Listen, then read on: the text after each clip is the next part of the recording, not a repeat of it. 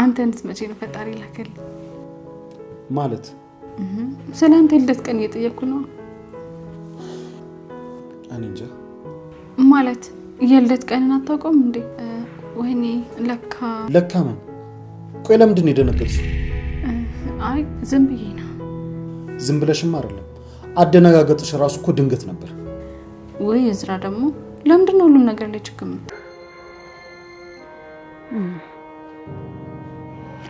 ወይዘሮ ዘነቡ የሆነ የደበቀች ነገርም አለ ወይ? ደግሞ ዲኤንኤ ላሰራ ይሆን እንዴ?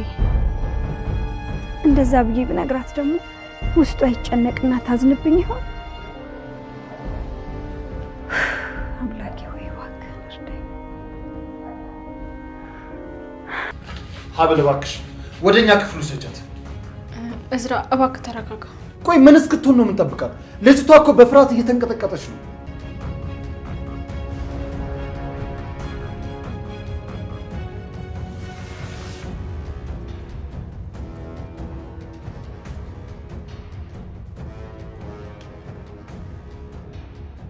ቆይ ግን ምን እያደረኩ ነው ያለሁት?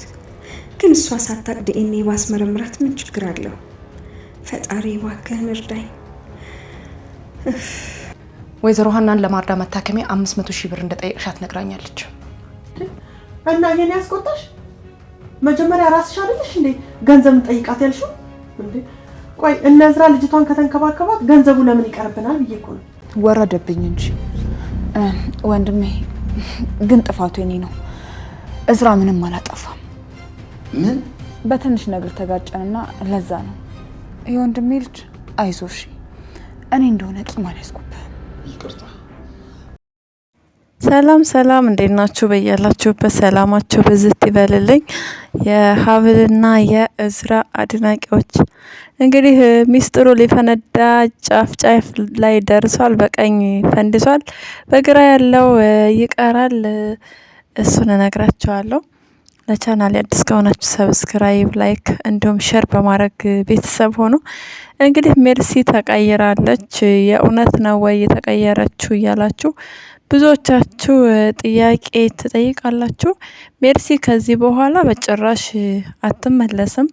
እስካሁን ድረስ የአክስቷ ሴራ ስላልገባት ያው በሪሞት ነው ስታንቀሳቅሳት የነበረችው። እንደፈለገች ወደ ቀኝ ወደ ግራ እያረገች ስታዟዙራት ቆይታለች። አሁን ደግሞ እውነቱ ተገልጦላታል። ሜርሲ እንኳንም አክሲዮኔን በስምሽ አላዞርኩ፣ በቃ ለገንዘብ ብለሽ ነው ማህደርን የሚያስገደልሽው እያለች እያንዳንዱ ነገር እያውጣጣችና ያናዘዘቻት ነበረ። እንደውም መረጃና ማስረጃ አጥፍቼልሻለሁ ብላታለች። ነገር ግን ቢኒን እንዴት እንዳስገደለችው እንደነገርኳችሁ ተናዛለች አጸዴ ለሜርሲ። ስለዚህ ከዚህ በኋላ በጭራሽ ወደ አጸዴ የምትመለስበት ምንም ምክንያት የለም። ስለዚህ በጣም ደስ ይላል የሜርሲ መቀየር፣ እንዲሁም ደግሞ እውነቱን መናገሯ። እሙቲ ትፈራ ነበረ ሁለታቸውን ስታይ አልናገርም እያለች በጣም ትርበተበት ነበረ። በሱም ምክንያት እንግዲህ እዝራ ምንድነው ያደረጋችኋት? አታሳዝናቸውም ማይ ሲላት እኔ ራሴ እውነቱን እናገራለሁ ብላ ሜርሲ እውነቱን ፍርጥ አርጋዋለች። በጣም ጥሩ ነው፣ ደስ ይላል። ከዚህ በኋላ ሜርሲ በጭራሽ ነው የማትመለሰው። ምክንያቱም ወደ እስር ቤት ትገቢያለሽ እያለች የምትናገረው ንግግር እያንዳንዱ ማስፈራርቻ፣ ዛቻ እንዲሁም አጸደ እየፎከረችባት ነው። አትለቃትም። ሜርሲን ከማጥቃት ወደ ኋላ አትልም። አሁን ስራና ስራዋ በቀጥታ ሜርሲን ወደ እስር ቤት ማስገባት ነው። እንግዲህ ሜርሲ ምንም የምታውቀው ነገር የላትም። ያው ከእንጀራ እናቷ ጋር አትስማማም ነበረ። እንደዚሁም እዝራን ከዛ በፊት ወንድሟ ነው፣ በጣም ነው የምትወደው። በቃ እንደማይዘመዳት ማለት የአባትም የእናቷም ልጅ እንዳልሆነ አታውቅም ነበረ። ያወቀችው ከዛ በኋላ ነው። እንግዲህ በቅርብ ጊዜ ነው የነገረቻት እንጂ ከዛ በፊት በጣም የምትወደው ወንድሟ ነው። አሁንም ቢሆን ተመልሳለች። ምንም የሚያግዳት ነገር የለም እሱን ወንድሜ ከማለት። ስለዚህ ከዛ በፊት ሜርሲ በጣም ጥሩ ልጅ ነበረች። እንደነገርኳችሁ የእንጀራ እናቷንም እሷ ለገንዘብ ትንሽ ያላት አመለካከት የምታስመስለው ነገር በሱ ነገር ትጣላታለች። ማህደርንም ቢሆን ሰራተኛ ሆና ሴተኛ ዳሪ ነች። ከዛ ደግሞ የወንድሟ ፍቅረኛ ስትሆን ይሄ እንትኗ ማንነቷን አልወደደችውም። ለዛ ነው እንዴት የቡና ቤት ሴት ሆና እንዴት ወንድሜን ታፈቅራለች ብላ ሚስጥሩ ሲወጣ በዛ ጠላቻት እንጂ እንድትገደል አትፈልግም። በጭራሽ እንድትሞት ማንም እንዲሞት አትፈልግም ሜርሲ። ነገር ግን አክስትየዋ ወደዛ ቤት ያመጣቻት መጀመሪያውኑም የእዝራን ልብ በፍቅር አሸንፋ ከዛ በኋላ እዝራን እንግዲህ አግብታ ያለውን ገንዘብ ወደ አጸዴ እንድታስተላልፍላት ነበር የገዛቻት። ነገር ግን እውነትን በቃ በሐሰት መቀየር አልፈለገችም። ስለዚህ ያላት አማራጭ ቤታቸውን ትታ መውጣት ነበረ። ቤታቸው በወጣች ሰዓት እንግዲህ አስገደለቻት ቢኒን ከፍላ። ቢኒ ደግሞ ለእህቱ ሲል የግዴታ ማህደርን መግደል ነበረበት። ማህደርን ገደለ። እንደዛ የጅል ስራ ባይሰራ ጥሩ ነበረ። እንግዲህ ሜርሲ አውቃለች ማህደር ግድያ ላይ እጄን እንድነክር እንድሳተፍ ያደረግሽኝ ያውቀሽ ነው በቃ ስለዚህ ምንም አይነት ማስረጃ የለም ብላ አሁን ወደ ራሷ እየተመለሰችና ብልጥ እየሆነች ነው ያለችው። በዚሁ መቀጠል መቻል አለባት። ራሷንም ለማዳን ስትል እውነትን ይዞ መጋፈጥ እንጂ እውነትን መሸፋፈን በጭራሽ አስፈላጊ ነገር ስላልሆነ፣ በዛም ላይ ደግሞ አጸዴ በጭራሽ ለማንም የምታስብ ሰው አይደለችም። ወንድሟንም አናዳ ትገለዋለች። አልወርቅላት ያለው እዝራ ነው። እዝራንም ሞክራ ነበር። ነገር ግን ሜርሲ እውነቱን በጊዜ ስለተናገረች በጣም ጥሩ ነገር ነው ያደረገችው። እዝራም ሄዶ አጸደን እንግዲህ ተጫውቶባታል። በቦክስ ቀጥቅጦ ነው የጣላት እንደዛ እንደም እስክትተፋ ድረስ። ከዛ በኋላ ሲደበድባት ሜርሲ ወስደ ሐኪም ቤት ማሳከም፣ ሾርባ ስሩልኝ እያለች ማሟላቀቅ፣ ሾርባ ስሩልኝ እያለች እንደዛ ስትሟላቀቅ ሀብል ጀግና ሆናለች። በነገራችን ላይ ሀብል ከዚህ በኋላ የዋህነት ትዕግስት ምናምን በጭራሽ እንደዛ እያልሽ መልፈስፈስ ሆነ ራስሽን ማስደፈር የለብሽም። ሞግዚትሽ ትስራለሽ ብላ መልሳላታለች። በጣም ጎበዝ፣ የእውነት ጎበዝ ሀብል ጀግና። እንደዛ ነው ማድረግ ያለብሽ እንጂ ለነሱ ምንም አይነት ልብና ቦታ መስጠት የለብሽም። ሜርሲም ብትሆን በጣም ያን ያህል የበዛ ቅርርብነት እንዲኖርሽ እሷ ጋር መፍጠር የለብሽም። ምክንያቱም ትላንት ያደረገችው ነገር በቃ እንድንደግፋት የሚያደርግ ነገር አይደለም። ዞሮ ዞሮ ክፉ ነበረች። መመለሷ መልካም ነገር ነው። አንድ ሰው የሆነ ስህተት ሰርቶ ሲመለስ አሪፍ ነው። ብትቀበሏት፣ ብታምኗት፣ በቃ ብታዳምጧት፣ ብታቀርቧት አሪፍ ነገር ነው። ግን ደግሞ የሆነ ሰዓት ላይ መቀየሩ አይቀርም። አክስቷ ስለነገረች ስላልነገረች ሳይሆን በራሷ መንገድ ይሄ ለኔ ይጠቅመኛል፣ ይሄ ለኔ ይጎዳኛል ብላ በተለይ ዝራ ላይ እንግዲህ የአባት የእናቱ ቤት ያልሆነን ቤት እንዴት ይወርሳል? ብዙ ነገር ጥያቄ ሊፈጥርባት ስለሚችል ያን ያህል ቦታ ባሰጧት አሪፍ ነው። ግን ደግሞ እሷ ራሷን ብቸኝነት እንዳይሰማት በቃ ራሷን ማጥፋት ደረጃ ላይ እንዳትደርስ በመጠኑ የተወሰነ ፍቅር መስጠት እንጂ ሙሉ ለሙሉ እጅና ጓንት መሆን አያስፈልግም። እርቀትን ጠብቆና ተከባብሮ መኖሩ ነው መልካሙ ነገር። ከምንም በላይ ደግሞ ጋሼ ታክመው መዳን መቻል አለባቸው። እንደዛ ካልሆነ የአጸዴን ምላስ በምንም ሊቋቋሙት አይችሉም። ታማሚ ናቸው። ስለዚህ ራሳቸውን በየደቂቃው ከሚስቱ በአጸዴ ንግግር ምክንያት ታክመው እንደ ማንኛውም ሰው ጤናቸው ቢመለስ አሪፍ ነው ባይነኝ እኔ።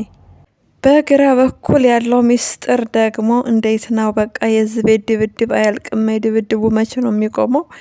የብዙዎቻቸው ጥያቄ ነው። ድብድብ ከሌለ እኮ ደስ አይልም። ድብድብ መኖር መቻል አለበት። አልፎ አልፎ ድብድብ ለሚያስፈልገው ሰው መሰጠት መቻል አለበት። ስለዚህ አጸዴም ያው ይገባታል። ቀጣይ ደግሞ ወይዘሮ መነን ነች። ወይዘሮ መነንን ኮኩሻ ትነሳባታለች ከዚህ ይበልጥ ወይስ አትነሳባትም?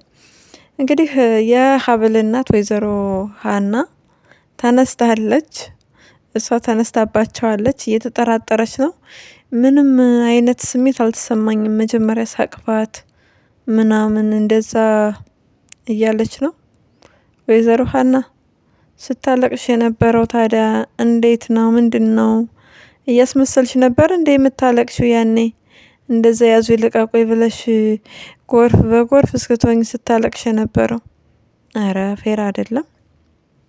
እንግዲህ የልጅ አይነት ስሜት አልተሰማኝም ሳቅፋት፣ ውስጤ ፈራ፣ ተጨነቀ፣ ተጠራጠረ እያለች ነው። ለማንኛውም መጨነቅሽ ጥሩ ነው። እንኳንም ተጨነቅሽ። ያለ ቦታሽ ስላለሽ ነው፣ ወይም ትክክለኛ ቦታ ላይ ስላልሆንሽ ነው። ስለዚህ ትክክለኛ ልጅ እንዳልሆነች ስለተጠራጠረች አንደኛ በስሟ ትጠራጠራለች፣ ሁለተኛ ይደነባበራሉ፣ ሶስተኛ ነገር ደግሞ ለብር ያላት አቋም ወይዘሮ ዘነቡ። አቤት ወይዘሮ ዘነቡ ግን በቃ ወደቅሽ ጉድሽ። መጨረሻ ላይ ዲኤንኤ ማስመርመር እፈልጋለሁ ብላ በግልጽ ተናግራለች።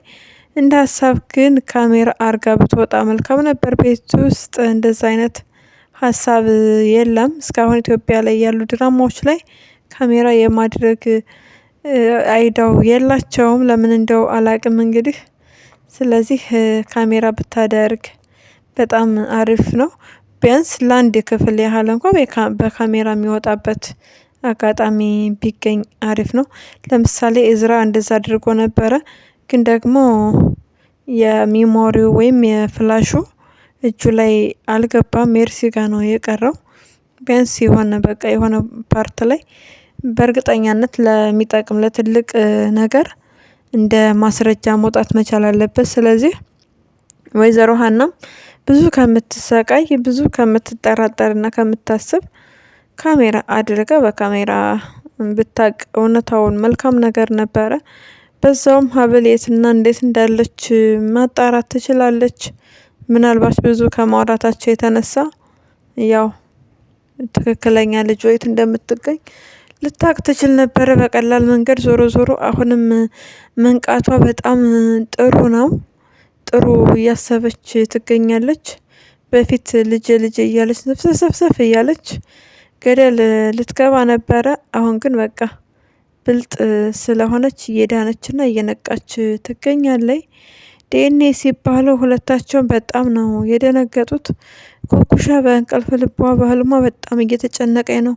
ሀብል የእናትነት በቃ ፍቅር ወሰድሽብኝ፣ የእናቴን ፍቅር ልጅነቴን ቀማሽኝ እያለቻት በህልሟ ታሰቃያታለች። አይምሮዋና ህሊናዋ ራሱ በጣም እየተጨነቀ በጣም እየተበጠበጠ ነው ያለችው። ሰላም አጊታ አይደለም ኩኩሻ። ዞሮ ጥርሷን ለመሳቅ ቢሞክርም ፊቷ ሌላ ነው፣ ውስጧ ሌላ ነው። በጣም ተጨናንቃ ነው ያለችው። ስታሳዝን ትላላችሁ ብዙዎቻችሁ። ታሳዝናለች። ነገር ግን ከዚህ ድራማ ከወይዘሮ ዘነቡ ሴራ እስካልወጣች ድረስ ምንም አታሳዝንም። በእርግጥ እንደ ምክንያት ሆኖላት ራሷን እንድታቅ አድርጓታል። ከዛ ከጎዳና ህይወት ከዚህ በኋላ አትመለስም። ብቻ ለሁሉም ነገር ለሷ ጥሩ ምክንያት ነው የሆነላት። እውነቱን ብትነግራት ለወይዘሮ ሀና ወስዳ በቀጥታ ልጇ ጋር ብታገናኛት ያው ላታምን ትችላለች። ምናልባት ልቧ እንግዲህ ሲደነግጥ ወይዘሮ ሀና ደግሞ ሀብል ጋር ስትገናኝ ያኔ ምቾት ሊሰማት ይችላል። ትክክለኛ ልጅን አገኘው ብላ እረፍት ልታደርግና ወደ ዲኤንኤ ምርመራ ሄደው እንግዲህ አስባችሁታል።